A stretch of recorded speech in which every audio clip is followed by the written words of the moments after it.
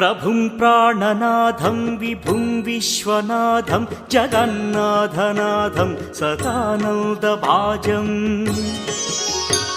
भवद्भव्यभूतेश्वरं भूतनाथं शिवं शङ्करं शम्भुमीशानमीडे गळेरुण्डमालं तनौ सर्पजालं महाकालकालं गणेशाधिपालम् जटाजूटगङ्गोत्तरं गैर्विशिष्यं शिवं शङ्करं शम्भुमीशानमीडे मुदामाकरं मण्डनं मण्डयन्तं महामण्डलं भस्मभूषाधरन्तम् अनादिं ह्यपारं महामोहमारं शिवं शङ्करं शम्भुमीशानमीडे वटाधो निवासं महाट्टाट्टहासं महापापनाशं सदा सुप्रकाशम् गिरीशं गणेशं सुरेशं महेशं शिवं शङ्करं शम्भुमीशानमीडे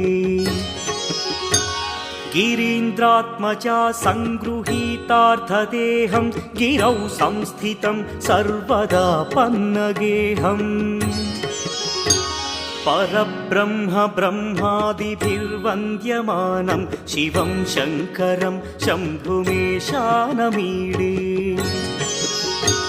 कपालं त्रिशूलं कराभ्यां दधानं पदाम्भोजनं राय कामदधानम्